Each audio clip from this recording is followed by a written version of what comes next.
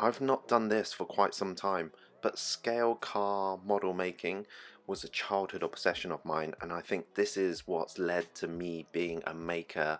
Today we're going to start a kit from part of my collection which needs building, and over the next few weeks I'm going to share the process and the techniques and the tools that are needed to carry out building this kit.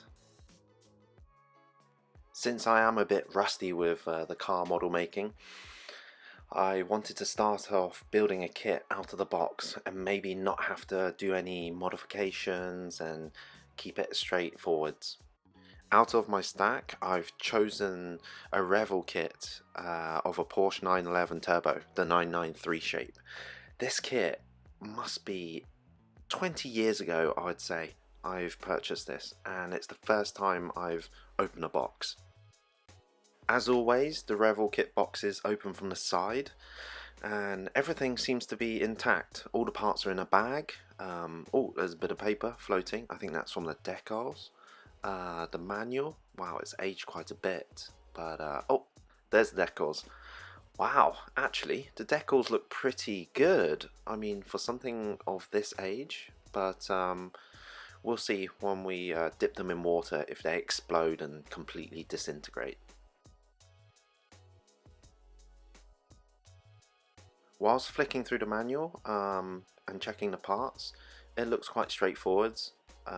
There's many steps, but I'll probably break these down into body, chassis, interior, and then final assembly with details.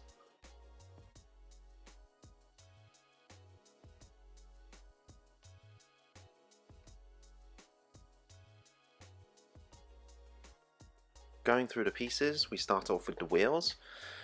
The silver is quite bright on these and they're in really good condition. Notice the stagger of wheels, they are wider at the back than they are at the front. The rubber tyres are there intact as well, they look pretty good. The text is quite faint, but you can just make it out. Moving on, looking at the main body, the injection's quite sharp. The panel lines are quite deep as well. You notice the holes in the bonnet at the front as well, which is a nice detail. But we'll probably still engrave the lines a bit deeper just in case we flood it with paint. The neck sprue carries the other body parts and some other little bits. The front bumper, the back bumper, wing mirrors, spoiler, turbo, and can't make out, but yeah, it's all there and looks really sharp and clear, really clean. The rear spoiler for the turbo comes in multiple parts to cover the engine.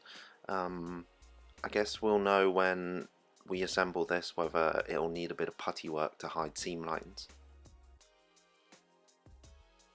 This smaller sprue has a bit of the engine and the exhaust underneath. It looks like an anti-sway bar there too, and also the fan.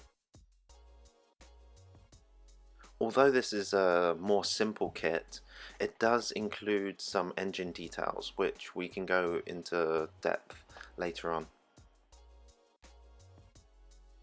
This larger sprue carries most of the interior and the chassis pieces. Looking at the seats, they are missing the back, so we might have to cover those, or maybe I can draw these up in 3D and resin 3D print them. Along with other details in the interior, the door cards don't look right, the steering wheel, I think this is from a previous version of a 911. I notice the wipers are quite chunky on this kit. I've got some photo etch parts which I can replace this, but the problem is it's not a generic wiper on the rear. I remember seeing this car and it's got a funny angle on the arm of the rear windscreen wiper, but we'll figure a way out and make something a bit more delicate with finesse. Lastly, we move on to the clear parts. There's some pieces loose, which is really bad because the plastic has probably come off and scratched itself. So yeah, fingers crossed. Having a closer look at the clear parts, they're very clean and really sharp. It includes the windows, the front lights, side indicators, front indicators, and this large piece that goes over the lights on the rear is really sharp. You can see the Porsche script in it, and I'm sure it will come out really nicely when we finish colouring it in clear red. As I feared the most, the front windscreen has a slight scratch on it. Later on we're going to wet sand it with some fine papers and then polish it off to make sure that we can remove it and keep the clarity of this piece. Whilst opening this kit, I've been thinking about the colours for the exterior, the interior, certain details that I might need to improve.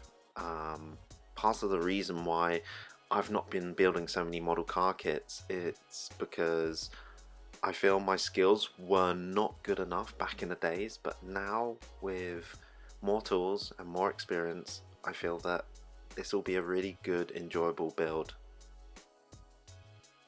So if you've enjoyed this video and want to see more, do comment below, consider liking and subscribing to the channel, and we'll see you next week.